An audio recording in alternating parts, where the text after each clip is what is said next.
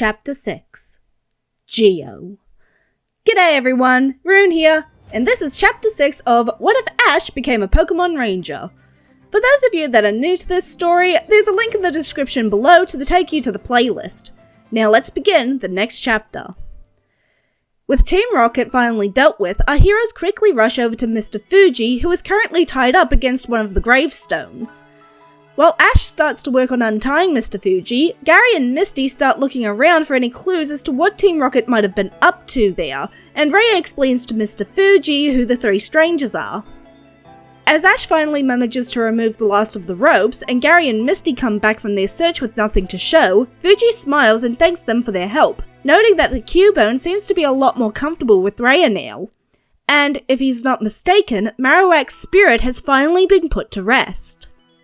The next day, all of the people of Lavender Town are finally able to pay respects at the tower once again.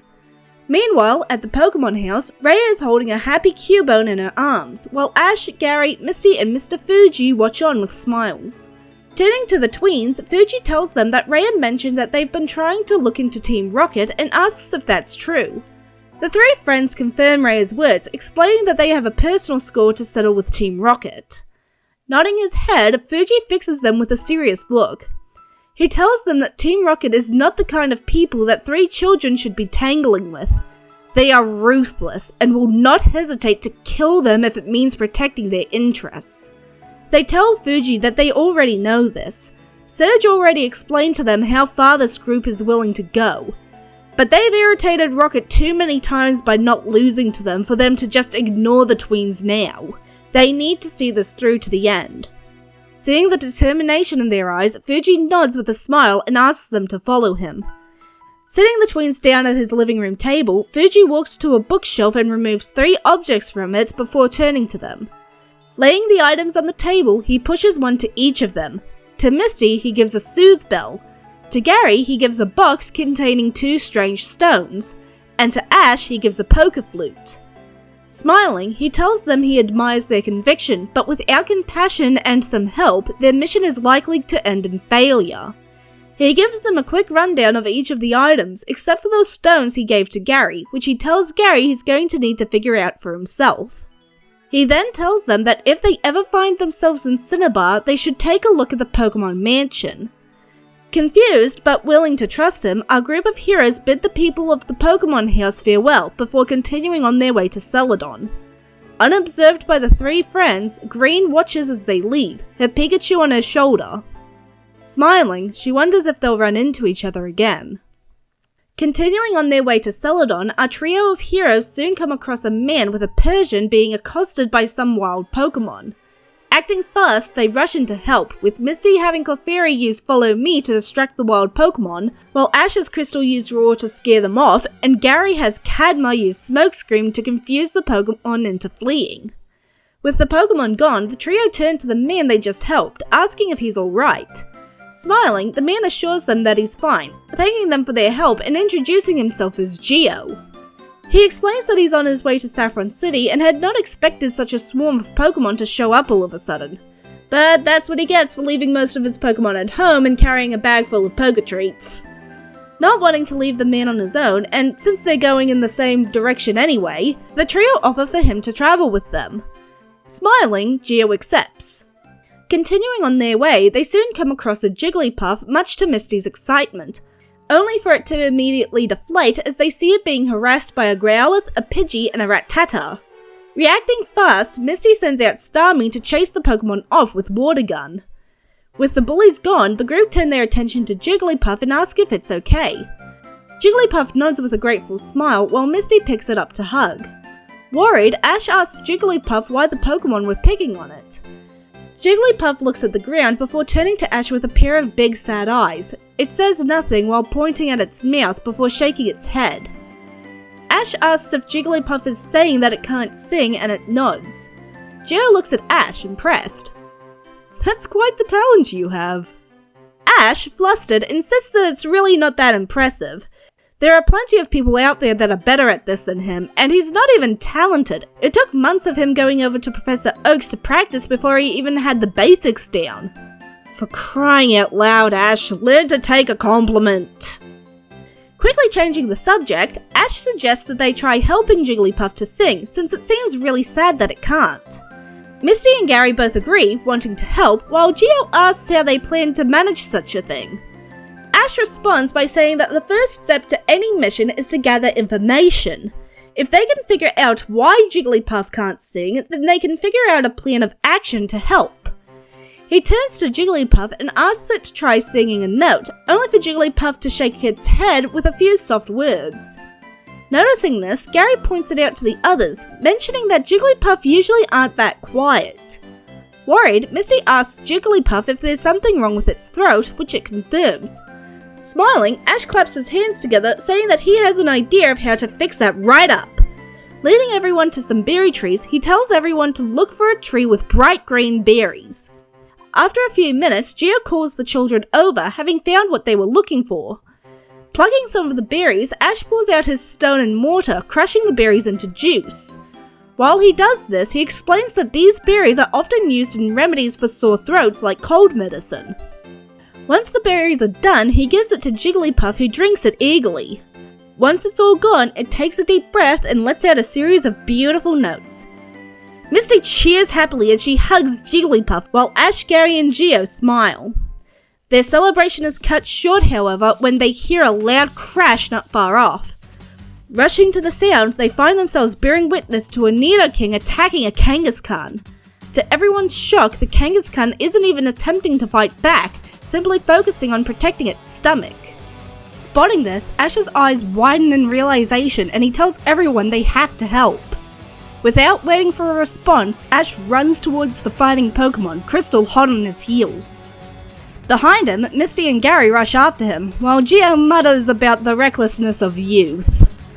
Quickly formulating a plan, Ash tells Crystal to use Rock Tomb to create a barrier between the Nidoking and the Kangaskhan. With his original target now out of reach, the Nidoking turns his attention to the boy and pup. Just as he's about to attack them, they're teleported away by Argus back to Gary and Misty. Before either of them can begin chewing Ash out for being so reckless, he tells Misty to have Jigglypuff put Nidoking to sleep with Lullaby. Startled by the urgency in Ash's voice, Misty does just that. Within seconds, Nidoking falls over asleep from Jigglypuff's song. Before anyone can ask Ash what that was all about, he's running towards the Kangaskhan, reaching her before anyone can even try to stop him. "Is your baby okay?" Everyone watches in shocked silence as a baby Kangaskhan pokes her head out of her mother's pouch. Her breathing is heavy and her eyes are unfocused, clear signs of her suffering from poison. Speaking softly, Ash gently soothes the baby, petting it with one hand as he rummages in his bag with the other. After a minute, he pulls out a pecha berry and holds it out to the baby to eat. Slowly, it eats the berry, its healing properties taking fast effect.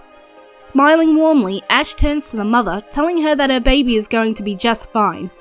But she should find somewhere else to nest, since Nidoking can be very territorial. Smiling with a nod, Kangaskhan leaves through the trees. Walking up to Ash, Gary shoves the raven's hat over his face while Misty punches his shoulder. While Misty tells him to give them a heads up next time rather than rushing off alone like that, Gary tells him that he's supposed to be the reckless one between the two of them. Ash defends himself, saying that there was no time to waste as the baby was in serious danger. Walking up to the tweens, Geo tells them that that was some impressive teamwork, if a bit reckless. He's impressed that Ash was able to realize the situation so quickly and act to ensure the safety of Kangaskhan and her baby. Turning to look at the Nidoking over his shoulder, he asks what they intend to do with it. Ash says that they should probably call the Rangers, as Nidoking don't usually live in this area. It probably got driven out of its home or got lost, so the Rangers would need to deal with this situation. After giving the Rangers a call, they continue on their way, soon arriving at the outskirts of Saffron. There, they say goodbye to Geo and Jigglypuff, who had been accompanying them.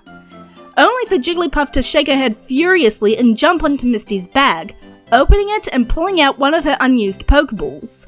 Then, with a satisfied smile, she taps the ball to her head, capturing herself and adding herself to Misty's team.